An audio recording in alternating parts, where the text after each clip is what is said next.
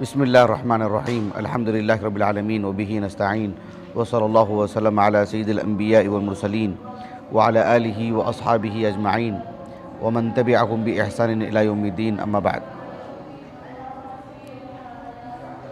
آج کی جو نشست ہے، جو ہر چہارشنبہ ہمارا جو درس ہوتا ہے، یعنی جب ہم کہتے ہیں کہ اللہ سبحانہ و تعالیٰ نے ہمیں پیدا فرمائے ہیں اور ہم مکلف مخلوق ہیں، تو بحیثیت انسان جب ہم مکلف ہیں، مکلفین کی جب بات آتی ہے تو کیا مکلف میں جس طرح سے مرد بھی ہیں، عورت بھی ہیں، مرد بھی ہیں اور خواتین بھی ہیں، لیکن مرد اور عورتوں میں کیا بچے بھی داخل ہیں؟ یعنی بلوغت سے قبل انسان کی زندگی کا ایک جو بڑا مرحلہ ہے، کیا وہ بچے بھی داخل ہیں مکلف ہونے میں؟ جس طرح سے کہتے ہیں کہ ہم مکلف ہیں، آپ مکلف ہیں، بڑی عمر کی خواتین مکلف ہیں، تو کیا بچے بھی مکلف ہیں، بھلے ہی وہ لڑکا ہو اور لڑکی ہو؟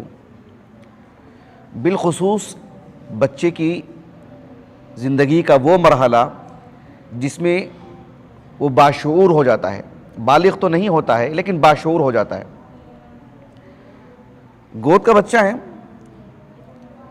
بھلا یہ کوئی کہتا ہی نہیں ہے کہ وہ مکلف ہے کہ نہیں ہے کس اعتبار سے، لیکن بچے کی زندگی جیسے جیسے بڑھتی ہے، بچہ چلنے پھرنے کے قابل ہو جاتا ہے، بول سکتا ہے، سن سکتا ہے، سمجھ سکتا ہے۔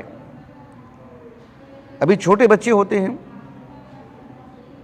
بچے کی زندگی آپ دیکھیے، اٹھو تو اٹھ جاتا ہے، اٹھنے کے لیے کہو، بیٹھو تو بیٹھ جاتا ہے، سونے کے لیے کہو تو سو جاتا ہے، منہ کھولو تو منہ کھولتا ہے۔ مثلا 10 باتیں سمجھ لیتا ہے بچہ۔ ہمارے بکر کو دیکھو آپ، تقریباً باتیں سمجھ لیتا ہے، لیکن گفتگو کرنے کے لیے ظاہر بات ایک وقت لگے گا۔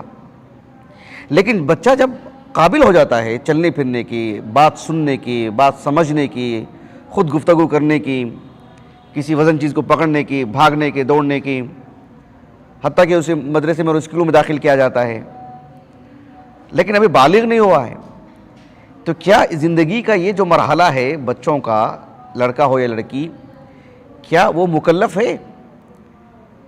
جس طرح سے بلوغت کے بعد وہ مکلف ہوتا ہے اس طرح سے مکلف ہے؟ جیسے 10 سال کا بچہ ہے، مثلا 10 سال کی لڑکی، کیا وہ مکلف ہیں؟ یہ ہمارا موضوع ہے۔ میں نے موضوع کی وضاحت کے لیے بات کہی ہے، بات واضح ہو گیا آپ کو؟ یعنی جب ہم کہتے ہیں کہ شرعی احکام کے جو مکلفین ہیں، کیا اس میں بچے بھی داخل ہیں؟ انسان مکلف ہے، مرد ہو یا عورت، لیکن بلوغت سے قبل بچوں کی زندگی کی جو ایام ہے، جو مرحلہ ہے، گود کے بچوں کی بات نہیں ہو رہی، ایسے بچوں کی بات ہو رہی ہے جن میں تمیز ہے، جن میں شعور ہے۔ سمجھ رہے ہیں؟ کیا اس عمر کے بچے شرعی احکام کے مکلف ہیں تو کس حد تک ہیں یا سرے سے نہیں ہیں؟ اس سلسلے میں ہماری گفتگو ہو رہی ہے انشاءاللہ۔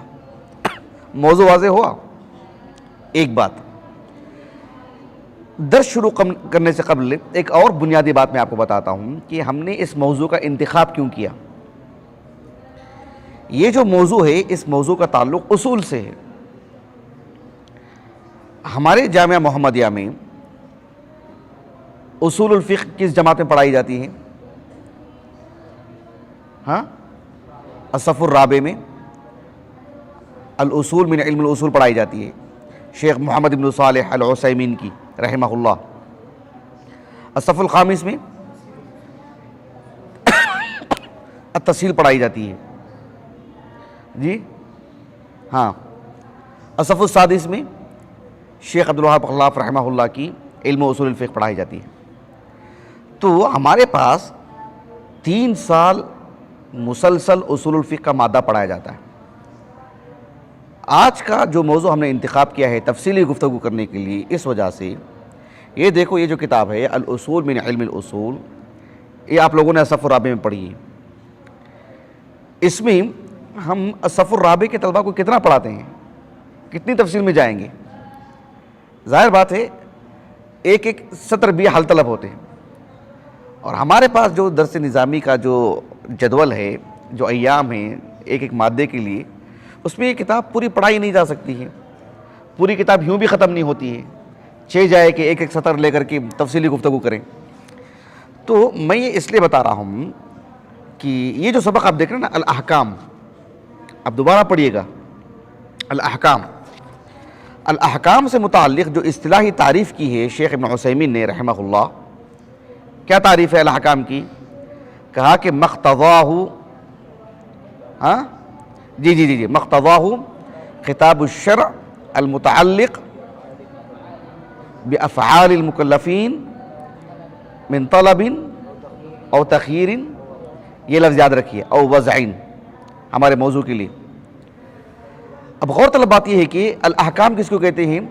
مقتضاہ خطاب الشرع المتعلق بافعال المکلفین, یعنی شریعت کا, یعنی جو شریعت ہے, شریعت کے جو احکام ہیں, اوامر و نواہی ہیں, شارع جو ہم سے گفتگو فرما رہے ہیں اللہ سبحانہ و تعالی, شریعت میں جو اوامر و نواہی ہیں, اس کا تعلق کس سے ہے؟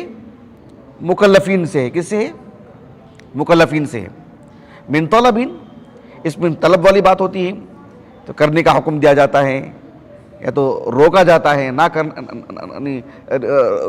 روکا جاتا ہے, نہ کرنے کی بات کی جاتی ہے. من طلب میں دونوں طرح کی بات آتی ہے, واجبات بھی مستحبات بھی.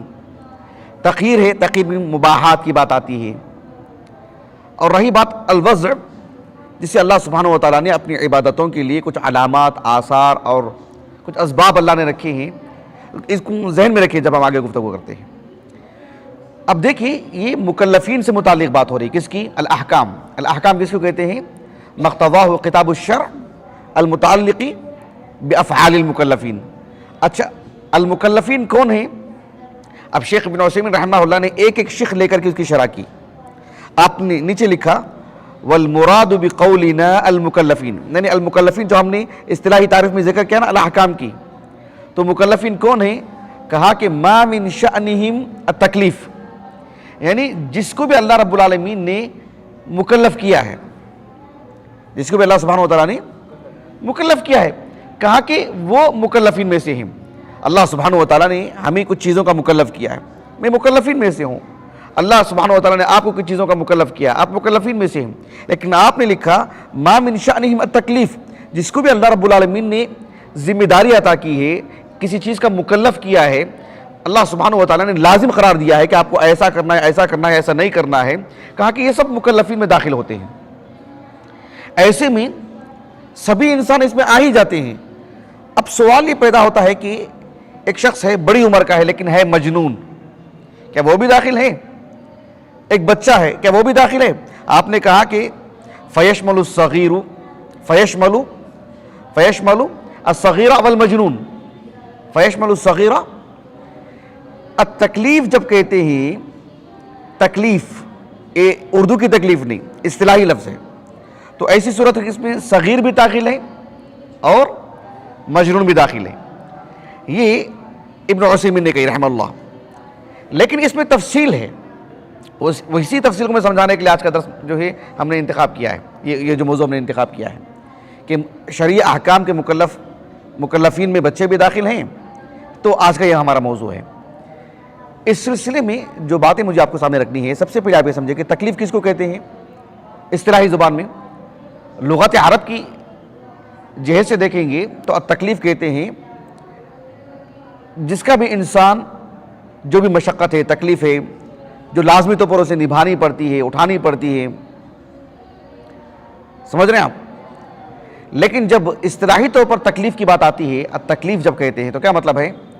ما يلزم الزام المخاطب, الزام المخاطب بما فيه کلفہ و مشقہ من فعل او ترک.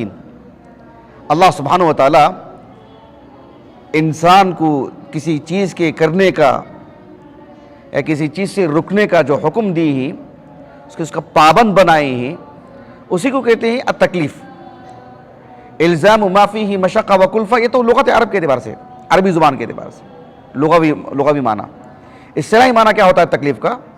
الزام المخاطب بما فیہ کلفۃ و مشقہ من فعل او ترک۔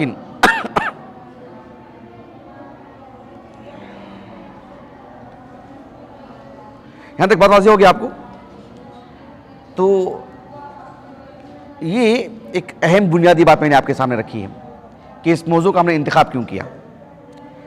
اس موضوع کی جو اصل ہے بطور دلیل، جب ہم کہتے ہیں نا کہ اس کے اصل کیا ہے، یہ بھی ایک اصول فقہ کا مسئلہ ہے، اس پر ہم نے مستقل درس دیا ہے الحمدللہ، کہ جب ہم کہتے ہیں کہ فقہا کے پاس یہ اصل ہے تو ان کے پاس اس کے 5 اطلاقات ہیں۔ کتنے؟ حالانکہ صاحب تسہیل کے جو دونوں مصنفین ہیں، شیخ عطیہ سالم ہوں، شیخ عبد المحسن العباد حفظہ اللہ ہوں، انہوں نے صرف 2 ہی معنی بیان کی ہیں اصل کے، جبکہ اس کے 5 اطلاقات ہیں۔ کتنے؟ 5 اطلاقات۔ اس پر تفصیل سے ہم نے درس دیا الحمدللہ، یوٹیوب پر موجود ہے۔ لیکن مجھے یہاں یہ بتانا ہے کہ آج کا جو ہمارا موضوع ہے کہ بچے مکلف ہیں کہ نہیں ہیں شرعی احکام کے، اس موضوع کی اصل کیا ہے؟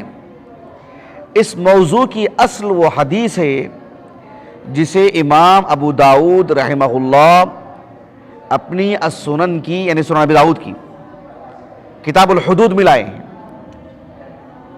امام ابو عیسیٰ ترمذی رحمہ اللہ اپنی السنن کی ابواب الحدود میں لائے ہیں، اور امام ابو عبد الرحمن النسائی، امام ابو عبداللہ ابن ماجہ، یہ دونوں محدثین اپنی اپنی حدیث کی جو کتاب ہے سنن نسائی، سنن ابن ماجہ، اس میں کتاب الطلاق میں لے کر آئے ہیں۔ یہ حدیث سنن اربعہ کی ہے اور دیگر حدیث کی کتابوں میں بھی ہے، صحیحین میں نہیں ہے۔ سنن ابی داؤد اور سنن ترمذی میں کتاب الحدود، ابواب الحدود میں ہے، سنن نسائی اور سنن ترمذی ابن ماجہ میں کتاب الطلاق۔ حدیث کئی صحابہ سے مروی ہے، ام المؤمنین عائشہ سے، عبداللہ بن عباس سے، علی بن ابی طالب سے رضی اللہ عنہ اجمعین۔ سنن ابی داؤد میں اس موضوع کی جو پہلی حدیث ہے اس باب کے تحت، وہ ہے ام المؤمنین عائشہ سے، بہت ہی معروف حدیث جو بطور اصل، بطور دلیل کی میں آپ کو پیش کر رہا ہوں۔ اسی پر پوری گفتگو ہوگی انشاءاللہ، کہ ام المؤمنین عائشہ رضی اللہ عنہ کہتی ہیں کہ رسول اللہ صلی اللہ علیہ وسلم نے فرمایا رفع القلم عن ثلاثۃ، یعنی انسان کے جو نامہ اعمال قلم بند کیے جا رہے ہیں نا، انسان کے اعمال لکھے جا رہے ہیں نا، اس کے اقوال، اس کے افعال، یہ سب لکھے جا رہے ہیں نا، تو اس اعتبار سے انسان بحیثیت انسان 3 اوصاف اس کے ایسے ہیں جس میں اس پر سے قلم اٹھا لیا جاتا ہے، اس سے متعلق کچھ لکھا نہیں جاتا۔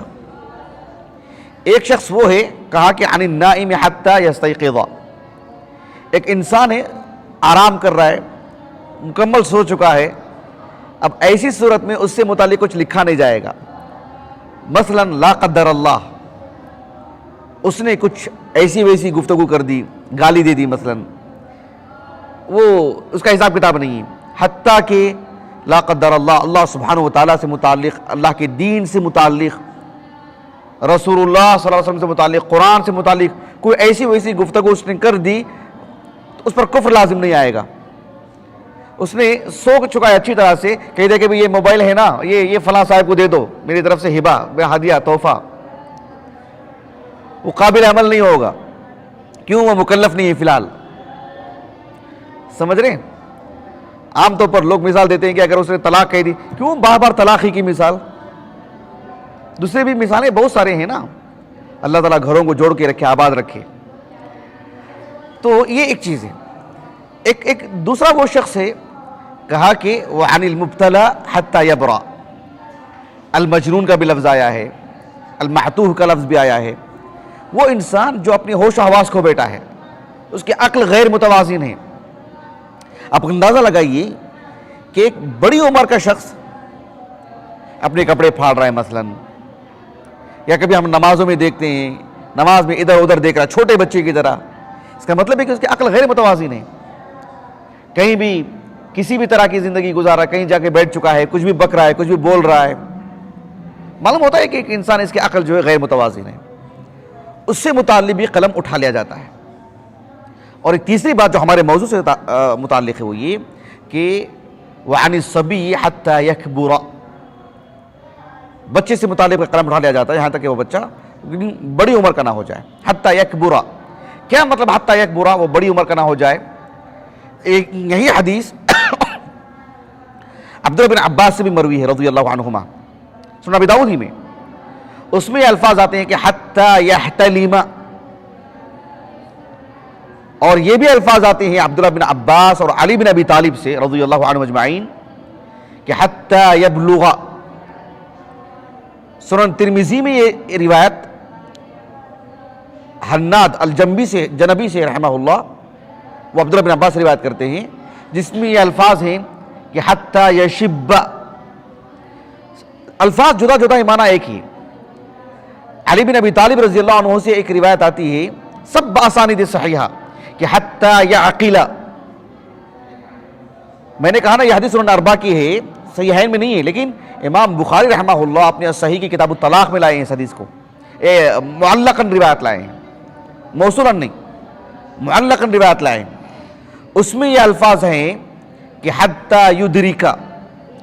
سبھی الفاظ کو جمع کریں گے معنی کیا نکلے گا کہ اس کی جو عمر ہے بلوغت کی عمر کو پہنچ جائے, بلوغت کی عمر کو پہنچ جائے, جس میں انسان کو ہوش و حواس, اس کی عقل بھی مضبوط ہوتی ہے, شعور ہوتا ہے, سب چیزیں پہچانتا ہے, سب جانتا ہے, کون والد کون والدہ, کون بھائی بہن, کون جو ہے مطلب دیگر رشتہ دار ہیں, پھر جو ہے رہنے سہنے کے, پہننے اوڑھنے کے, کھانے پینے کی سب چیزیں اسے معلوم ہو جاتی ہیں, اور وہ بلوغت کی عمر ہے. جب اس عمر کو پہنچ جاتا ہے پھر تو مکلف ہوتا ہے, وہ اس سے پہلے نہیں. یہ بات واضح ہو گئی. آپ ذرا غور کیجئے, اس حدیث میں خود جو بڑی عمر کے لوگ ہیں ان کی بھی دو حالتیں بتائی جا رہی ہیں. جو بڑی عمر کے ہیں ان کی بھی دو حالتیں بتائی جا رہی ہیں نا. مثال کے طور پر ایک بڑی عمر کا آدمی ہے, جیسے ہم اور آپ ہیں, ہم مکلف ہیں اور ہم سے متعلق ہر چیز لکھی جا رہی ہے, نہیں لکھی جا رہی ہے, لیکن ایک بڑی عمر کا آدمی سو جا رہا ہے تو قلم اٹھا لیا گیا اس پر. ایک بڑی عمر کا آدمی لا قدر اللہ وہ مجنون ہو چکا ہے, جنونی ہے, مطلب عقل اس کی غیر متوازن ہے, اس پر بھی قلم اٹھا لیا گیا ہے, حالانکہ ہے بڑا آدمی, بڑی عمر کا آدمی. بات سمجھے آپ؟ تو خود بڑی عمر کے جو لوگ ہیں ان کی بھی دو حالتیں ہیں. جس طرح سے ایک انسان بڑی عمر کا ہے, بڑی عمر کی خاتون ہے, بلوغت کے بعد وہ سو رہی ہے, آرام کر رہی ہے, مکمل گہری نیند میں ہے, قلم اٹھا لیا گیا نا اس پر. بالکل ویسے ہی ایک بچے سے متعلق بھی یہ بات ہے کہ اس پر قلم اٹھا لیا گیا ہے جب تک کہ وہ بڑا نہ ہو جائے. جیسے بڑے آدمی پر قلم اٹھا لیا جاتا ہے جب تک کہ وہ بیدار نہ ہو جائے, اگر وہ سویا ہوا ہے تو. فرق واضح ہو آپ کو؟ اچھی طرح فرق واضح ہوا؟ ہاں. تو انسان کو اللہ سبحانہ و تعالیٰ جو اہلیت دیتے ہیں, بچے سے جڑے جو مسائل ہیں, تو بچہ جو ماں کے گود میں ہے, ماں اس کو کتنی باتیں سکھاتی ہیں. یعنی آپ دیکھو, ماں بچے کو دودھ پلاتی ہے, بہت کچھ چیزیں کرتی ہیں, اس کو بہت ساری چیزیں دھیرے دھیرے سکھاتی ہیں, دھیرے دھیرے چلنا پھرنا سکھاتی ہیں, ہلکے پھلکے الفاظ سکھاتی ہیں. مسلم گھرانے کے بچوں کو دیکھو آپ, مائیں کیا سکھاتے ہیں؟ اللہ بولو, سمجھ رہے ہیں, اذان ہو رہی, نماز, کیسے الفاظ سکھاتے ہیں, اور پوری دعائیں پڑھاتے رہتے ہیں, کھانے سے پہلے کی, کھانے کے بعد کی, دیگر ضروریات کی. بچے اپنے الفاظ میں پتہ نہیں کیا کچھ کہتے رہتا ہے, لیکن اسے مقصود معلوم ہے کہ بات ماں کچھ پڑھا رہی ہے. تو یہ سکھانے کے جو مرحلہ ہے یہ تو ہوتے رہنا چاہیے, لیکن جیسے جیسے عمر بڑھتی رہتی ہے, بچے کے اندر جیسے اہلیت آتی ہے, آپ دیجئے اس کو 20 روپے دیجئے, 10 روپے واپس لا کے دے گا آپ کو, لیکن ابھی بالغ نہیں ہوا ہے وہ. جب دنیاوی اعتبار سے اتنی چیزیں سکھائی جا رہی ہیں تو اس کی آخرت, اس کے نتیجے سے متعلق, اس کے دین سے متعلق, اس کے ہمارے خالق سے متعلق, ہمارا جو نتیجہ, اصل نتیجہ ہے, آخرت کا معاملہ ہے, اس سے متعلق بھی سکھانا چاہیے, بدل جاؤ سکھانا چاہیے. لیکن وہ کتنا مکلف ہے یہ جاننا ہمارے لیے بے حد ضروری ہے. جب ہم حکم لگاتے ہیں, جب کسی پر حکم لگاتے ہیں, پھر یہ سب چیزیں ہمیں جاننا ضروری ہو جاتا ہے. آپ دیکھو, شریعت نے انسان کی جو وہ عمر جب اس کے اندر تمیز آتی ہے، شعور آتا ہے، شعور کی عمر کو اسلام نے بنیاد نہیں بنائی ہے. کس کے لیے؟ اس کے مکلف ہونے کے لیے. مثلا بچے میں شعور آ جائے. اب یہاں پر شعبہ حفظ چل رہا ہے، ماد حفظ القرآن. اتنے بچے جو حفظ کے لیے بیٹھے ہیں، کیا ان میں شعور نہیں ہے؟ کیا رات میں سوتے نہیں ہیں، وقت پر اٹھتے نہیں ہیں، کھیلنے کے لیے جاتے نہیں ہیں، کلاس میں بیٹھتے نہیں ہیں؟ ان کو پتہ نہیں کہ استاذ نے ہم کو یہاں سے یہاں تک سبق دیے، یہ سنانا ہے ہم کو. ان کو پتہ نہیں کہ ان کے والد آ رہے ہیں، ان کے والد جا رہے ہیں. کیا کچھ ہے، سمجھ رہے ہیں آپ؟ یعنی ہر بات ان کو معلوم ہے، ان کی زندگی کی سبھی چیزیں ان کو معلوم ہے تقریباً. میری بات واضح ہو گئی؟ حتیٰ کہ کلاس میں حاضر نہیں ہوں گے تو استاذ ان کا کان پکڑے گا، پوچھے گا ان کو. کھانے میں نظر نہیں آئیں گے، مشرف سکن پوچھیں گے ان کو. وقت پہ کمرے میں نہیں سو رہے ہیں، مشرف سکن مواخذہ کریں گے ان کا. نمازوں میں نہیں دکھائی دے رہے ہیں، تاخیر سے آ رہے ہیں، ان کا حساب کتاب ہوگا ان کا. کیوں؟ ان میں شعور ہے. لیکن میں کیا کہنا چاہ رہا ہوں آپ کو، شریعت میں جب ہم کہتے ہیں کہ بچے مکلف ہیں کیا، تو کیا ان میں تمیز آنے سے مکلف ہو جائیں گے وہ، یا بلوغت ہی شرط ہے؟ یہ بات ہے. سمجھ رہے ہیں آپ؟ یا محض ان میں شعور آ گیا، تمیز آ گئی. جیسے میں نے کہا کہ 20 روپے دیں گے تو آپ کو 10 روپے واپس لا کے دیں گے، پھر 10 روپے استعمال کرنا. آپ 10 روپے لا کے دے گا نہیں دے گا؟ دکان والے سے پوچھے گا نہیں پوچھے گا وہ کہ کہاں واپس 10 روپے دیجیے؟ ایسا تو نہیں کہ مطلب کچھ بھی کر لے گا وہ. سمجھ رہے ہیں میری بات؟ تو جب اس میں اتنی تمیز ہے تو کیا وہ مکلف ہے شرعاً، یا مکلف ہونے کے لیے بالغ ہونا شرط ہے؟ تو اسلامی تعلیمات کی روشنی میں بات یہ ہے کہ صحیح ترین قول یہ ہے کہ انسان کا مکلف ہونے کے لیے اس کا بالغ ہونا ضروری ہے. بالغ ہونا شرط ہے، بالغ ہونا شرط ہے. بلوغت سے پہلے اللہ سبحانہ و تعالیٰ کے ہاں وہ مکلف نہیں ہے.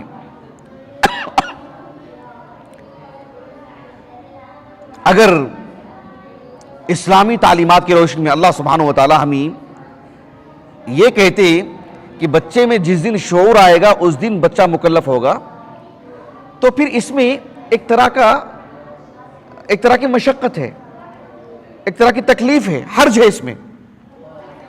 سرپرستوں کے لیے دوربین لگا کے دیکھنی پڑے گی کون بچے میں، کس بچے میں شعور آیا ہے نہیں آیا ہے، کس حد تک شعور آیا ہے کس حد تک نہیں آیا ہے، دین سے متعلق کتنا شعور آیا ہے، دنیا کے حد تک کتنا شعور آیا ہے، لین دین میں کتنا شعور آیا ہے، عبادتوں میں کتنا شعور آیا ہے. کتنی پریشانی کی بات. کیونکہ ہر بچے میں ایک ہی درجے کا شعور ہو ایسا کوئی ضروری نہیں. کچھ بچے ہوتے ہیں 5 سال میں غضب کا شعور، کچھ بچے ہوتے ہیں 20 سال میں بھی شعور کی کمی، 30 سال کے ہو جاتے ہیں تب بھی شعور کی کمی. کسی مرد میں، کسی خاتون میں، کسی لڑکے میں، کسی لڑکی میں 5-6 سال کے بچے ہوتے ہیں اور کیا گہرائی ہوتی ہے ان کی سوچ میں، کتنا شعور ہوتا ہے. بھلے ہی بہت کم ہوتی ہے ایسی عادت، لیکن ہوتے نہیں ہوتے ہیں. تو ایسی صورت میں کتنی حرج والی بات ہے کہ بھی آپ شعور آ رہا کا دیکھو، کل آیا کا دیکھو، پرسوں آیا کا دیکھو. کتنی مشقت ہے. گھر میں کسی کے 3 سے 4 بچے ہیں، کس کے شعور کو کب تک دیکھتا رہے گا وہ، کیسے فرق کرے گا؟ بازو گھر میں کسی اور 4 بچے ہیں، ان میں شعور کب آئے گا، کیسے معلوم ہوگا؟ ہمارا بچہ تو ان سے بڑا ہو گیا ہے، ہمارے بچے کو شعور نہیں. ہمارا بچہ ان سے چھوٹا ہے، ہمارے بچے کو شعور آ گیا، ان کے بچے کو شعور نہیں آیا ہے. کتنی حرج والی بات ہے. سبحان اللہ ہے کہ نہیں؟ سمجھ رہے ہیں؟ اسلام نے اسی لیے مظاہر کو سامنے رکھا ہے اور کچھ علامتیں رکھی ہیں کہ یہ بالغ ہو جائیں تو پھر وہ مکلف ہے. اور وہ بہت آسان سے انسان معلوم کر لیتا ہے، بہت آسان سے انسان معلوم کر لیتا ہے. پل بھر میں یہ بات معلوم ہو جاتی ہے کہ بالغ ہے کہ نہیں بالغ ہے، یہ بتانے کے لیے کہ آپ مکلف ہیں کہ مکلف نہیں ہیں. اب سے آج سے آپ کا حساب کتاب شروع ہو رہا ہے کہ نہیں شروع ہو رہا. آپ دیکھو ایک حدیث ہے سنن ابی داؤد کی، اور بھی دیگر حدیث کی کتابوں میں، صحیحین میں نہیں. سنن ابی داؤد کی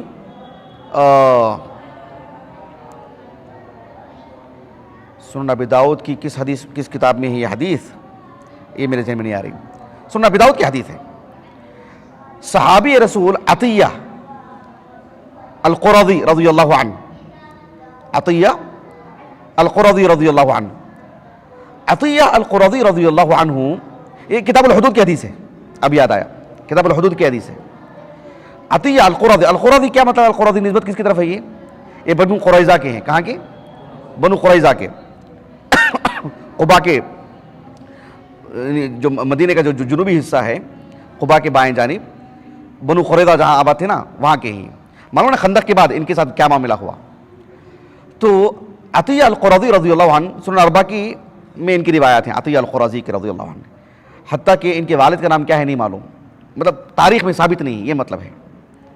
امام ابن عبد البر رحمہ اللہ کے حوالے سے میں نے الاستیعاب میں نہیں دیکھا میں، لیکن حافظ ابن حجر رحمہ اللہ نے تہذیب التہذیب میں لکھا ہے امام ابن عبد البر رحمہ اللہ کے حوالے سے، کہا کہ لا اقف علی اسم ابیہ، ایسا آپ نے لکھا، ان کے والد کے نام سے میں واقف نہیں ہو پایا ہوں، اور ابن حجر رحمہ اللہ نے ان کے قول کو نقل کر کے سکوت اختیار فرمائے ہیں، واللہ اعلم، شاید اس وجہ سے کہ ان کے والد کا نام تاریخی کتابوں میں نہیں مل پایا۔ اور جو حدیث میں آپ کو بتانے جا رہا ہوں ان کی، ایک ہی حدیث ان سے ثابت ہے۔ ابو الحجاج المزی رحمہ اللہ نے تہذیب الکمال فی اسماء الرجال میں ان کے ترجمہ حیات میں لکھا کہ لا یعرف غیر هذا الحدیث، یہ ایک ہی حدیث ان سے مروی ہے، اس کے علاوہ کوئی اور حدیث ان سے ثابت نہیں ہے، سمجھ رہے ہیں آپ؟ تو عطیہ القرظی رضی اللہ عنہ کہتے ہیں کہ کہا کہ کنت من سبی بنی قریظہ، بنو قریظہ کے حق میں سعد بن معاذ رضی اللہ عنہ نے جو فیصلہ کیا نا کہ ان کے جو لڑنے کے قابل ان کو قتل کر دیا جائے، تو پھر ایسی صورت میں ان کے مردوں کو قتل کرنے کی جب بات آئی، ان کے مردوں کو قتل کرنے کی بات آئی نا، پھر مردوں میں صرف بعد از بلوغت جو لوگ تھے انہیں کو قتل کیا گیا۔ تو عطیہ القرظی رضی اللہ عنہ کہتے ہیں کہ فَكَانُوا يَنظُرُونَ، صحابہ دیکھا کرتے تھے کہ کس کو قتل کرنا ہے کس کو نہیں قتل کرنا ہے۔ کیا دیکھا کرتے تھے؟ یہ دیکھا کرتے تھے کہ کون بالغ ہے کون نابالغ ہے، سمجھ رہے ہیں؟ کہتے ہیں کہ جس کے بھی بال اگ آئے ہوں، جو بلوغت کی جو علامت ہے، کہا کہ قتل، اس کو قتل کر دیا جاتا، وہ قتل ہو، اس کو قتل کر دیا جاتا اس کو، اور جس کے بال نہیں ہو گئے ہی، کہا کہ کیا لفظ ہے وہ، انبت الشعر، ایسے الفاظ ہیں، من انبت الشعر قتل ومن لم ينبت، کہا کہ لم يقتل، اور جس کے بال نہیں ہو گئے تھے اس کو قتل نہیں کر دیا جاتا، اس کو چھوڑ دیا جاتا تھا۔ کہا کہ فَكُنْتُ مِمَّنْ لَا يُنبت، میں ان میں سے تھا جن کے بال ہو گئے نہیں تھے، مطلب میں چھوٹی عمر کا تھا، ابھی میں بالغ نہیں ہوا تھا، تو مجھے چھوڑ دیا گیا، اس کی وجہ سے یہ روایت بھی ہم کو ملی، ان سے یہ حکم ہم کو معلوم ہوا۔ تو کہنے کا مطلب یہ ہے کہ اللہ سبحانہ وتعالیٰ نے اپنے دین میں جو مکلف یعنی بنائے ہیں انسان کو، اس کا جو ضابطہ ہے وہ یہ ہے کہ وہ بالغ ہو۔ اس بچے کو مکلف نہیں بنایا گیا ہے جس بچے میں شعور آ چکا ہے۔ محض شعور آ جانا، محض اس کا باشعور ہونا، محض اس میں تمیز ہو جانا، یہ اس بات کی دلیل نہیں ہے کہ اب اس کے حق میں ایسا اور ایسا معاملہ ہوگا۔ یہ جو کتاب آپ دیکھ رہے ہیں یہ الموسوعہ الفقہیہ الکویتیہ، یہ 45 جلدوں میں ہے، یہ 2500 ریال میں ملا مجھے، یہ تقریباً 45,000 یا 50,000 کے قریب، سمجھ رہے ہیں؟ اس میں یہ الاہلیہ، یہ جو لفظ دیکھ رہے ہیں نا اہلیتن، اس سے متعلق آپ کو فرصت ملی تو ضرور پڑھے گا، بہت نفیس بحث ہے کہ الاہلیہ مطلب یعنی الصلاحیہ، کہ انسان کس حد تک مکلف ہے اللہ سبحانہ وتعالیٰ کے احکامات کا، اوامر و نواہی کا۔ خطاب الشرع جو ہے نا، قرآن اور حدیث، شریعت کے ہم کتنے مکلف ہیں، کون کتنا مکلف ہے، بدنی عبادات پہ کتنے مکلف ہیں، مالی عبادات کی کتنے مکلف ہیں، پوری تفصیلات اس کے اندر آئی ہے، کچھ میں انشاءاللہ آگے ذکر کروں گا باذن اللہ تعالی۔ یہاں تک بات واضح ہوگی آپ کو اچھی طرح سے؟ یہاں تک بات واضح ہو گئی؟ اچھا چلیے اب میں کچھ اور باتیں پیش کرتا ہوں۔ ایک بنیادی بات یہ ہے اس موضوع سے متعلق ہوئی کہ بھلے ہی بچے میں شعور آ جائے، بچے میں تمیز ہو، تو وہ مکلف تو نہیں ہے، وہ مکلف ہوگا بلوغت کے بعد، لیکن ماں باپ پر ضروری ہے، ماں باپ کی یہ واجبات میں سے ہے کہ وہ بچوں کو اللہ کا دین سکھائیں، الایمان باللہ کی تعلیم دیں، جنت جہنم کے بارے میں بتائیں، رسول اللہ صلی اللہ علیہ وسلم سے متعلق بتائیں۔ آپ حیران ہوں گے، میں جب جامعہ دارالسلام عمر آباد سے میری فراغت ہوئی، فراغت کے بعد ہم لوگ دعوت و تبلیغ کا جو دورہ تھا تو اس میں ہم جڑے رہے، اس مناسبت سے حیدرآباد جانا پڑا۔ یہ بات بتا رہا ہوں میں آپ کو لگ بھگ 2005 کی، جب ہم گئے وہاں پر، ہم لوگ وہاں پر عصر کے بعد کچھ کرکٹ وغیرہ بھی کھیلتے تھے. تو کھیل سے فارغ ہونے کے بعد جو وہاں کے لڑکے ہمارے ساتھ کھیلتے تھے نا, تو ہم ان کو کچھ دین کے بارے میں بھی پوچھتے تھے, بتاتے تھے, کرتے تھے. میں واللہ اتنا حیران ہوا کہ ایک ساتھی سے میں نے پوچھا باتوں میں ایسی ہی اللہ کے نبی کے بارے میں کہ ہمارے نبی کا نام بولو. حالانکہ مجھے بہت ہی مطلب تکلیف ہوئی ہے سوال کرتے ہوئے کہ ایک مسلمان سے کیسے پوچھوں میں, لیکن اس کی گفتگو سے, اس کی بات چیت سے مجھے لگا کہ پتہ نہیں اس دین کے بارے میں کیوں اتنی معلومات کم ہیں. میں نے ایسے پوچھا اس کو, تو اس نے کہا کہ ہاں محمد صاحب ہیں نا, جو عرب سے آئے تھے, جنگیں لڑے تھے. تعارف دیکھ رہے ہیں آپ, تعارف دیکھ رہے ہیں. ابھی فی الحال وہ ہمارے عمر کا ہے وہ, یعنی اس کا یہ جواب ہے. اندازہ لگائے محمد صاحب بھی کون کہتے ہیں ایسے نام اللہ کے رسول کا, محمد صاحب. سبحان اللہ. محمد صلی اللہ علیہ وسلم یہ بھی بولنے کی کیا ضرورت ہے؟ یعنی آپ رسول اللہ صلی اللہ علیہ وسلم بولیں گے تو محمد ہی مراد ہیں, عیسیٰ اور موسیٰ مراد نہیں نا, ابراہیم مراد نہیں نا علیہ السلام. ہم کسی مناسبت سے کہتے ہیں کہ محمد صلی اللہ علیہ وسلم کا یہ فرمان ہے, کسی مناسبت سے نام لیتے ہیں, ورنہ رسول اللہ بولیں گے صلی اللہ علیہ وسلم وہی آپ ہی مراد ہیں. لیکن محمد صاحب عرب میں آئے تھے, یہ کیا مطلب ہے عرب میں آئے تھے؟ اندازہ لگائیے آپ. تو یہ ماں باپ پر ضروری ہے کہ آپ بچوں کو دین سکھائیں. صرف یہ نہ سکھائیں کہ یہ 10 کی نوٹ ہے, یہ 20 کی نوٹ ہے. یہ سکھائیں کہ ہمارے خالق کون ہیں, یہ بتائیں کہ اللہ سبحانہ و تعالیٰ نے ہمیں کیوں پیدا کی ہیں, یہ قرآن ہے, یہ کیا کچھ ہے, یہ سب بتانا چاہیے ان کو. یہ جو ابھی بتایا نا آپ کو الموسوعہ الفقہیہ الکویتیہ, یہ بھی آپ ضرور پڑھیے گا بعد میں. اس کی جلد نمبر ہے 13, مٹ چکا ہے وہ, اس کی جلد نمبر 13 الجزء الثالث عشر. دیکھ رہے ہیں اس میں بالکل آغاز میں تعلیم و تعلم, تعلیم و تعلم, یہ دیکھ رہے ہیں آپ.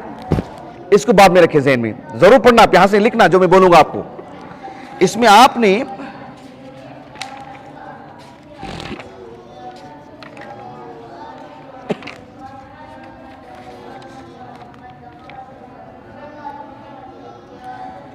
ایک عنوان دیکھو یہاں پر, تعلیم الصغار, دیکھ رہے ہیں تعلیم الصغار. یہاں سے آپ لوگ پڑھنا, میں یہ عبارت پڑھ کے سناتا ہوں. تعلیم الصغار, اس میں لکھتے ہیں, اب یہ اس کو کس نے ترتیب دیا, کون علماء تھے, یہ ایک مستقل موضوع ہے, کبھی بتاؤں گا انشاءاللہ. الموسوعۃ الفقہیۃ الکویتیہ, 45 جلدوں میں. اسی سے اس کے اتنے بہت ہی یعنی سمندر ہے یہ علم کا حقیقی معنوں میں. اس میں انہوں نے لکھا کہ علی الآباء والامہات وسائر الاولیاء تعلیم الصغار ما یلزمہم بعد البلوغ.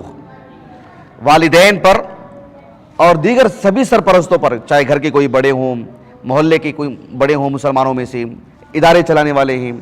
ابھی جو مدارس کو دیکھو, چھوٹے چھوٹے مکتبے والوں کو دیکھو آپ, جو مکتبے چلاتے ہیں مساجد میں, ہر جمعہ اعلان کرتے ہیں, سال شروع ہوتا ہے اعلان کرتے ہیں, اپنی اشتہارات لگاتے ہیں, ہمارے بچوں کو یہاں بلاؤ, ہمارے بچوں کو یہاں بلاؤ. ہر مسجد والے بلاتے نہیں بلاتے, ہر چھوٹے مدرسے والے, بڑے مدرسے والے, جامعات والے. وجہ کیا ہے؟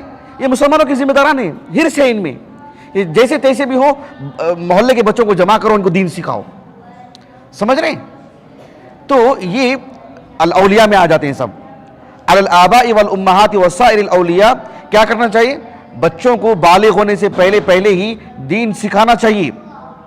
کیا دین سکھانا چاہیے؟ کہ ما یلزمہم بعد البلوغ, بالغ ہونے کے بعد تم پر کیا کیا چیزیں عائد آنے والی ہیں, کیا کیا چیزوں کے تم مکلف ہونے والے ہیں, وہ سب سیکھو.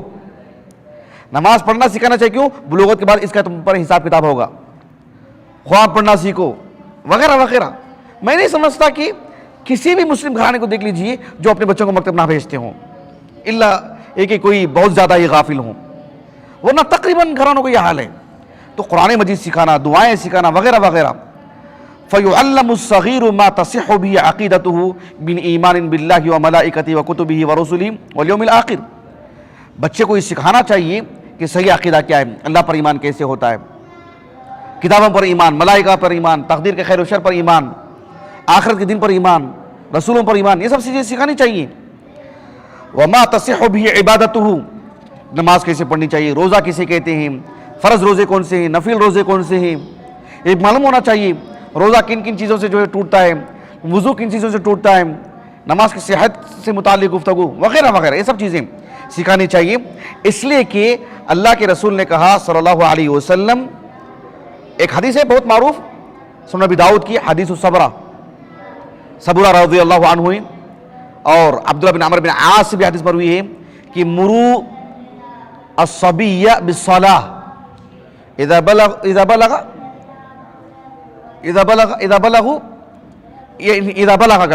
7 سنین واذا بلغ 10 سنین فاضربوا علیہا، بچے کو نماز کا حکم دو جب وہ 7 سال کے ہو جائیں اور 10 سال کے ہو جائیں تو انہیں مارو۔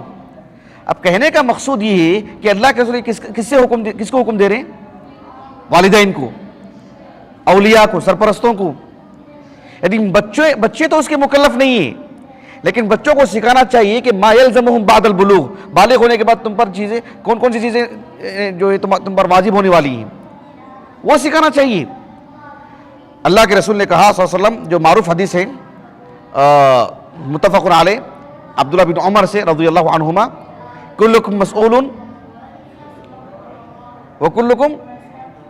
وکلکم مسئول عن رعیتہ فکلکم مسئول، ہر ایک جو ہے جواب دہ اللہ کے ہاں، وکلکم مسئول عن رعیتہ، تو اپنی اولاد سے متعلق یا ایھا الذین آمنوا قوا انفسکم واہلیکم نارا، اہل علم کہتے ہیں کہ ان نصوص کی روشنی میں اس آیت جو آیت التحریم سورۃ التحریم کی آیت ہے یا جو حدیث ہے، ان حدیثوں کی روشنی میں اہل علم کہتے ہیں کہ بچہ تو مکلف نہیں ہے، کیوں بالغ نہیں ہے، لیکن ماں باپ اس کے مکلف ہیں، ماں باپ پر یہ واجب ہے کہ وہ بچوں کو سکھائیں، آپ پر واجب ہے۔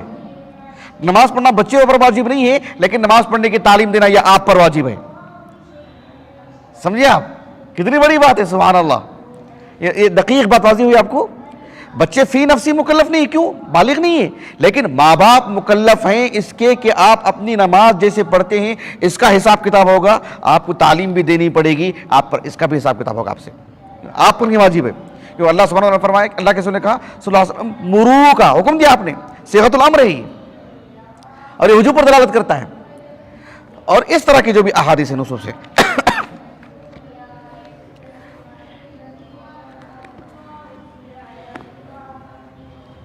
کتنا وقت باقی ہوا دیکھیے،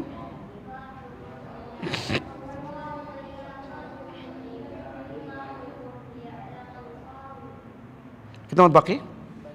اچھا چلیے، 2 باتیں باقی رہ گئی ہیں۔ ایک بات یہ ہے کہ ماں باپ پر ضروری ہے کہ بچوں کو اللہ سے متعلق تعلیم دیں، بتائیں ہمارے خالق کون، صرف کس کی عبادت ہونی چاہیے اور عبادت کیسی ہونی چاہیے، یہ سب چیزیں بچوں کو سکھانا چاہیے۔ اب مثال کے طور پر ایک میں آپ کو حدیث پڑھ کر کے سناتا ہوں صحیح بخاری سے، میں لایا ہوں فتح الباری کیونکہ حافظ بن حجر رحمہ اللہ کی عبارت پڑھ کے سنانی ہے۔ صحیح بخاری کی کتاب الجنائز، صحیح بخاری کی کتاب الجنائز، باب نمبر ہے 70 پر 9۔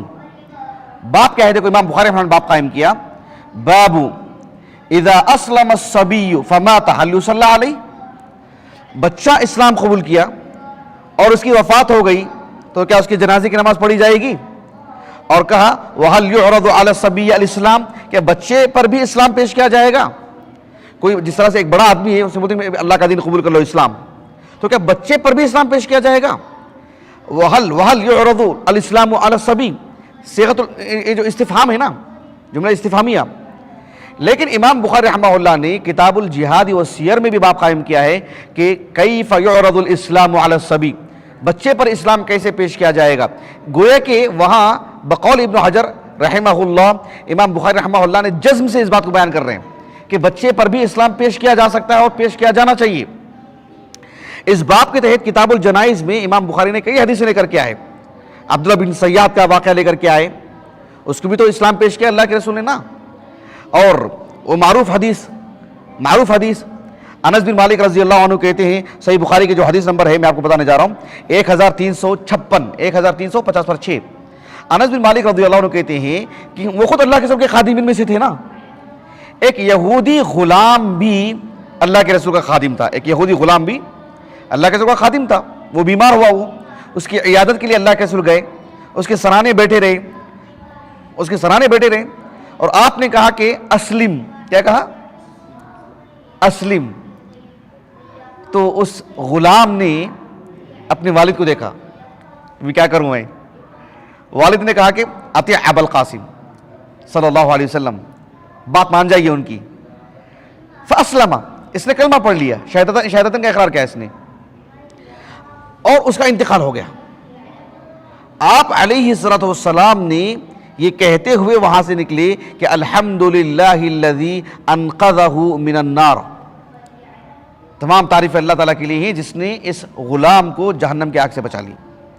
اس حدیث کی شرح کرتے ہوئے حافظ ابن حجر رحمہ اللہ نے کئی باتیں لکھی ہیں. کچھ باتیں ہمارے موضوع سے متعلق ہیں. کیا ہیں؟ حافظ ابن حجر رحمہ اللہ نے کہا کہ وعرض الاسلام علی الصبی ولولا صحته منه ما عرضه علیہ، کہ بچے پر بھی اسلام پیش کیا نا اللہ کے رسول نے. اگر بچے کا اسلام صحیح نہیں ہے، قابل قبول نہیں ہے، تو پھر پیش کیا کیوں آپ نے؟ اگر اس کا اسلام کوئی معنی نہیں رکھتا، بچے کا اسلام ہے، اس کی کوئی حیثیت نہیں، تو پھر پیش کیوں کیا اللہ کے رسول نے صلی اللہ علیہ وسلم؟ بات واضح ہو گئی؟ اچھا، ایک بات یہ ٹھیک ہے، یہ بات بڑی اچھی ہے. لیکن جو دوسری بات پیش کی ہے یہ دیکھو، وفی قوله انقذہ بی من النار دلالۃ علی انہ صح اسلامہ وعلی ان الصبی اذا عقل الکفر ومات علیہ انہ یعذب. حافظ ابن حجر رحمہ اللہ نے کہا کہ اگر ایک بچے نے اسلام قبول کر لیا، ایک بچے نے اسلام قبول کر لیا، یا مان لیجئے کہ ایک بچہ ہے جو مسلم گھرانے کا ہی ہے، ابھی بالغ نہیں ہوا ہے، لیکن کفریہ کلمات اس نے کہہ دیا اس نے، قرآن سے متعلق، نبی سے متعلق کوئی ایسی بات کہہ دی اس نے، تو کیا وہ مرتد مانا جائے گا؟ سمجھ رہے ہیں؟ یا ایک شخص اسلام قبول کیا اور اسلام کو پھر ترک کر دیا اس نے اور اسی حالت میں انتقال ہوا تو کافر ہوا نا. ویسے ایک بچے پر اسلام پیش کیا گیا، بچے نے اسلام قبول کر لیا، اسلام قبول کر لینے کی وجہ سے وہ جنت میں گیا نا. انقذہ من النار کہا نا اللہ کے رسول نے صلی اللہ علیہ وسلم. تو اس کا مفہوم کیا ہے؟ یعنی مفہوم مخالف کیا ہے؟ مفہوم مخالف یہ ہے کہ اگر وہ اسلام نہیں قبول کرتا تو پھر کہاں جاتا؟ وہ جہنم میں جاتا. یہی نہ مانا ہوگا اس کا. اسلام قبول کیا اس لیے انقذہ من النار، اگر اسلام نہیں قبول کرتا تو وہ لڑکا کیا ہوتا، غلام کیا ہوتا کہ اللہ سبحانہ وتعالیٰ سے جہنم میں ڈالتے. مفہوم تو یہی ہوگا اس کا، مفہوم مخالف.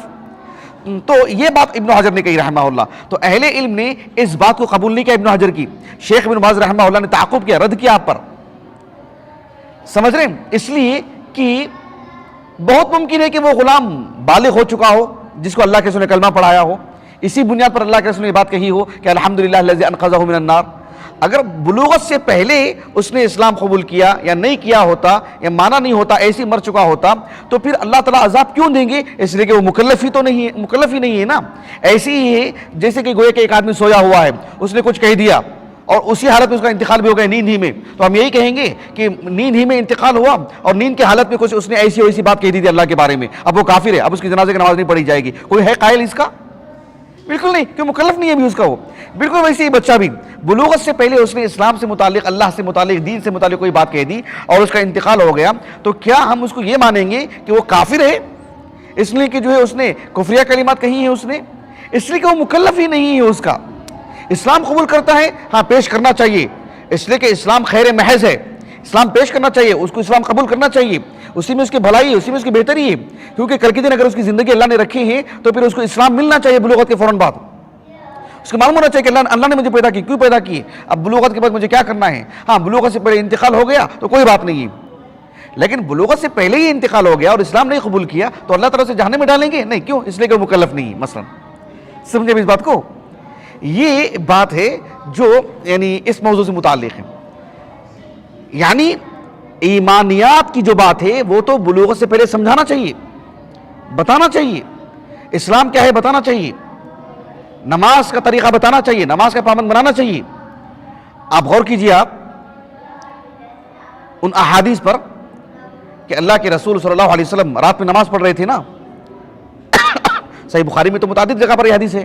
حدیث بن عباس، میمونہ رضی اللہ عنہ کے گھر میں اللہ کے رسول نماز پڑھ رہے تھے. عبداللہ بن عباس آئے اور آ کر کے جو ہے مطلب آپ کے جو ہے یعنی بائیں طرف کھڑے ہو گئے تھے. اللہ کے رسول نے ان کا کان پکڑا اور گھما کر کے ادھر کھڑا کر لیا. آپ نے بھیجا نہیں نا، ابھی تم بالغ ہی نہیں ہو، نکلو یہاں سے، تمہاری نماز کا کوئی شمار ہی نہیں، نکلو یہاں سے. ایسا کہا آپ نے؟ بالکل بھی نہیں.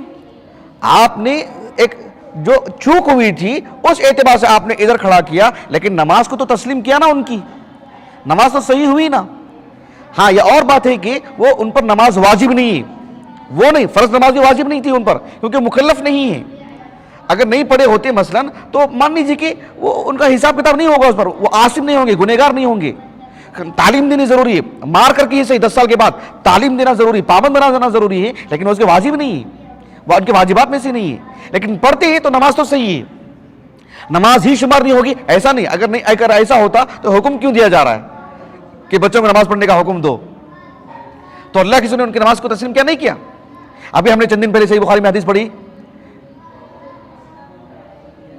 اللہ کے رسول کتاب سورۃ المصلی میں آپ علیہ السلام نماز پڑھ رہے تھے اور پیچھے صحابہ نماز پڑھ رہے تھے، آپ کے جماعت کی نماز تھی۔ اس میں عبداللہ بن عباس اپنی گدھی پر آئے اور صفوں کے درمیان سے گزرنے لگے، پھر نماز میں شامل ہو گئے۔ وہ نماز ہوئی نہیں ہوئی ان کی۔ کتنے بچے اللہ کے رسول کے ساتھ نماز پڑھتے تھے بلوغت سے پہلے، لیکن شعور کی حالت میں کتنے بچے نماز پڑھتے تھے؟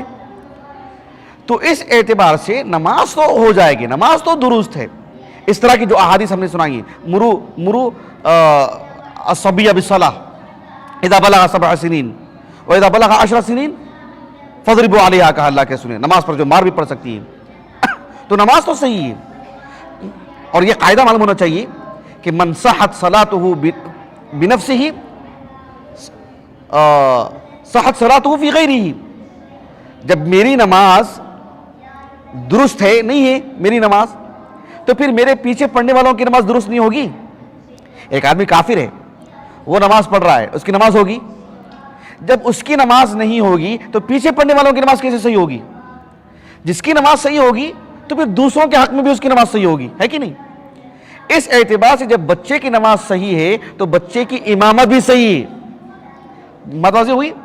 صحیح بخاری کی جیسے حدیث ہے، عمرو بن سلمہ رضی اللہ عنہ فتح مکہ سے پہلے وہ صحابہ کی جو جماعتیں آیا جایا کرتی تھی متعدد علاقوں میں، تو ان سے وہ قرآن کافی سیکھ لیے تھے وہ، اور فتح مکہ کے بعد عرب کی ایک نظر تھی فتح مکہ کو لے کر کے، اسلام قبول کیا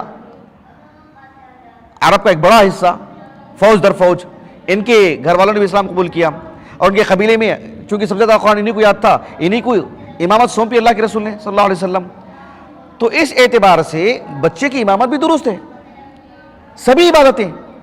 آپ دیکھو امام بخاری رحمہ اللہ نے صحیح بخاری کی کتاب الصوم میں باب صوم الصبیان باب قائم کیا۔ عمر بن خطاب رضی اللہ عنہ کہتے تھے کہ ہمارے محلے کے بچے، ہمارے مسلم بچے روزے رکھتے ہیں، اور بڑے لوگوں کو جب دیکھتے کہ روزہ نہیں رکھتے ڈانٹتے ان کو، ایک نشہ اور آدمی کو مارا آپ نے، ہمارے محلے کے بچے روزے رکھتے ہیں۔ تو بچوں کا روزہ صحیح ہے نہیں بلوغت سے پہلے، لیکن اگر اس نے عمدن ہی صحیح، کسی بچے نے 10 سال کی عمر میں روزہ توڑ دیا، عام طور پر ایسا نہیں ہوتا، توڑ دیا کسی نے، تو یہ نہیں کہیں گے کہ عاصم ہے، اس نے واجب امر کو توڑا ہے، نہیں، اس کا مکلف ہی نہیں تھا وہ، لیکن روزہ پورا رکھ لیتا تو صحیح ہے، اس لیے کہ اس کو عادی بنایا جا رہا ہے، اور اجر اس کو بھی ملے گا، ماں باپ کو بھی ملے گا۔ لیکن توڑ دیتا ہے کوئی، 3 بجے کچھ کھا لیا، وہ عاصم ہوگا؟ عاصم نہیں ہوگا، کیوں؟ اس نے واجب امر کو توڑا نہیں، اس نے، اس لیے کہ فی الحال وہ مکلف نہیں ہے۔ بات واضح ہو گیا آپ کو؟ حج کا بھی معاملہ ایسا ہی، اللہ کے رسول صلی اللہ علیہ وسلم حج کے لیے جا رہے تھے، ساتھ میں ایک قافلہ آیا، اللہ کے رسول نے پوچھا کہ من القوم، انہوں نے کہا کہ جو ہے ہم سب مسلمان ہیں۔ اچھا، یہ اللہ کے رسول جب معلوم ہوتا ہے، خاتون نے اپنے چھوٹے بچے کو اٹھا کر کے بتایا کہ اللہ کے رسول اس کا حج ہوگا کیا؟ ہاں، کہا کہ نعم ولا کہ اجر، ان کا حج تو ہو جائے گا، لیکن جو ہے تمہارے لیے اجر ہے۔ لیکن اہل علم پہ اس بات پر اتفاق ہے کہ حجۃ الاسلام جو واجبی جو اس پر ہے وہ ساقط نہیں ہوگا، اس کو مکلف ہونے کے بعد، بلوغت کے بعد اسے حج کرنا پڑے گا اس کو، لیکن فی الحال کا حج اس کا صحیح ہے، اجر ملے گا اس کو بھی، اس کے والدین کو بھی۔ یہاں تک بات واضح ہو گیا آپ کو؟ لیکن یہ سب جو میں نے مثالیں دی ہیں، کون سی مثالیں؟ معتقدات کی مثالیں، ایمانیات کی مثالیں۔ ایمانیات کی مثالیں کیوں؟ اس لیے کہ ایک لڑکے میں تمیز آ گئی ہے، شعور آ چکا ہے، تو اسے اللہ کون ہے، محمد کون ہے صلی اللہ علیہ وسلم، قرآن کیا ہے، اللہ کا دین کیا ہے، ماں باپ کے حقوق کیا ہیں، بڑوں کا ادب کیا ہے، نماز پڑھنے کا طریقہ کیا ہے، روزہ کب رکھے جاتے ہیں، کب سے کب رکھا جاتا ہے روزہ، اور جو ہے یہ شاعر اسلام کیا ہے، یہ اذان ہے، یہ مسجد ہے، یہ سب سکھانا چاہیے بلوغت سے پہلے، سب چیزیں سمجھ رہے ہیں۔ لیکن اگر اس میں اگر کمی بیشی ہے، لڑکے میں کچھ 19-20 کا فرق ہو جاتا ہے زبانی طور پر، عملی اعتبار سے، اس اعتبار سے اللہ کے ہاں اس کے لیے عاصم نہیں لکھا جائے گا، کیونکہ وہ مکلف نہیں ہے۔ یہاں تک بات واضح ہو گئی؟ لیکن جب بات آتی ہے مالیات کی، کس کی؟ مالیات کی. ہم نے احکام کی تعریف کیا کی تھی جو شیخ ابن عثیمین کے حوالے سے؟ مقتضاہ خطاب الشرع المتعلق بافعال المکلفین من طلب او تخیر او وضع. یعنی الاحکام الشرعیہ کی دو قسمیں ہیں، ایک التکلیفیہ، ایک الوضعیہ. الوضعیہ کا جو تعلق ہے کس سے؟ اسباب سے، شروط سے. سمجھ رہے ہیں؟ تو زکوٰۃ کا جو معاملہ ہے اس کے لیے نہ تمیز کی شرط ہے نہ بلوغت کی شرط ہے. سمجھا اس بات کو؟ زکوٰۃ کا معاملہ الگ ہے. کیوں؟ زکوٰۃ کو اللہ سبحانہ و تعالیٰ نے ایک سبب سے جوڑ رکھے ہیں اور اس کا تعلق اس سے زیادہ ہے بنسبت تکلیف سے. امور تکلیفیہ سے کہیں زیادہ بڑھ کر کے اس کا تعلق ہے امور وضعیہ سے. سبب سے جوڑ کے رکھے ہیں اللہ سبحانہ و تعالیٰ نے. ایک 3 سال کا بھی بچہ ہے، اس کے پاس اتنی مالیت جمع ہے، اس کے پاس اتنا روپیہ پیسہ ہے اس کے پاس جو نصاب پہ پہنچ چکا ہے، جو کہ ایک سبب ہے زکوٰۃ کے واجب ہونے کے لیے. تو اس کے جو اولیاء ہے، اس کے جو سرپرست ہیں، اس کی طرف سے زکوٰۃ نکالیں گے اور اس کو بھی اجر ملے گا انشاءاللہ تعالی. سمجھ رہے ہیں آپ اس بات کو؟ اس کے لیے اس کا بالغ ہونا ضروری نہیں ہے، اس کا تعلق وضع سے ہے. مثال کے طور پر چھوٹا بچہ ہے، اس بچے نے کسی کا مطلب کوئی نماز کے بعد ہم نے رکھتے نا چشمہ، ایسا ہم نے چشمہ اندر رکھا ہے، سنبھال کے رکھا ہے سب کچھ بھی، تب بات ٹھیک ہے. لیکن چشمہ ہم نے ادھر رکھا ہے، کوئی روند کے چلا گیا، کہیں نہ کہیں ہم بھی ذمہ دار ہیں.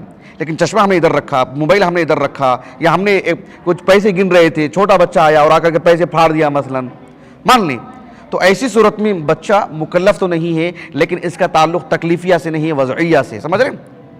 بات واضح ہو گیا آپ کو؟ ایسی صورت میں اس کی بھرپائی اس کے اولیاء کو کرنی پڑے گی، بچے کو مارنی پڑے گی. بچہ عاصم نہیں ہے.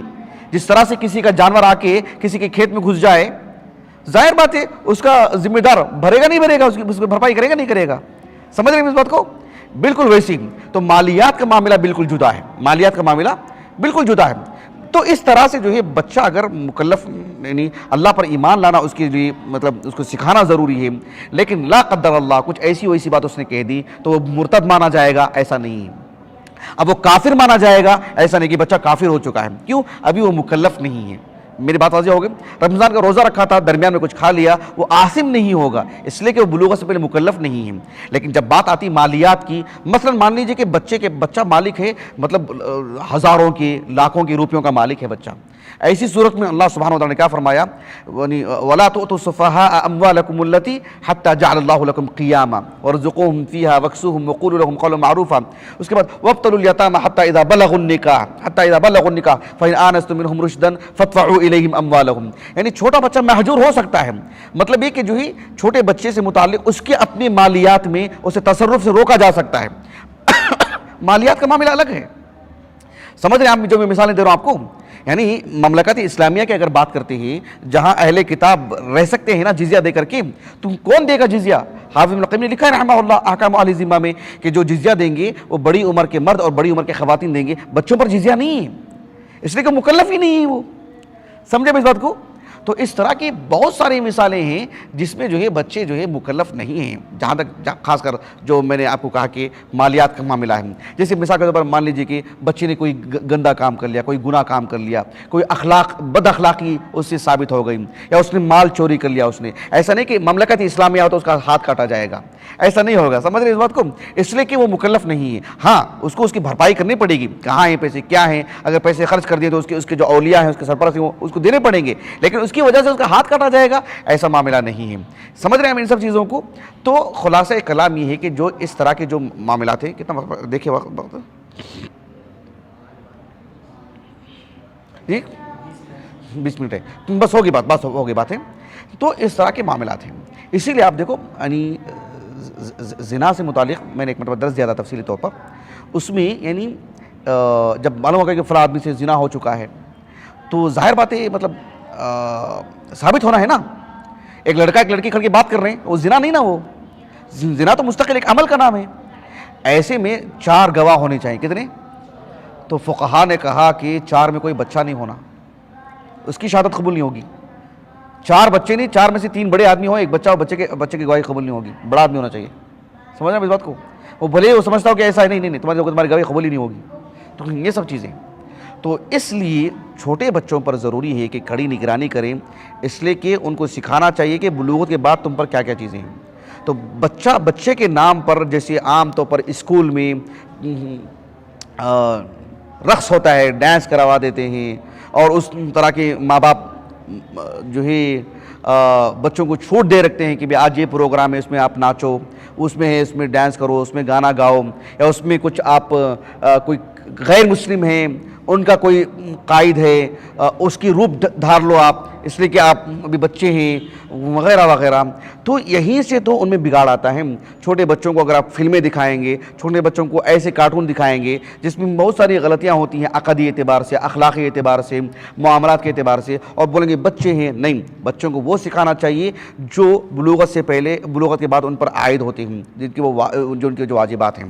تو اس میں رتی برابر بھی چوک نہیں ہونی چاہیے. لیکن بچے کتنے مکلف ہیں، کس میں مکلف نہیں ہیں، کس میں ان سے کچھ غلطی ہو جاتی ہو تو ان سے کیا کچھ ہوگا، یہ سب چیزیں ہیں. اور پھر اسی طرح سے بچوں کو جو مار پیٹ کی جو بات آتی ہے، جیسے یہاں حفظ کی کلاسیں چل رہی ہیں، عام طور پر حفظ کے مدارس میں بالکل ایسا بولنا بھی غلط ہے کہ جانوروں کی طرح مارتے ہیں. جانوروں کو بھی مارنا کہاں درست ہے؟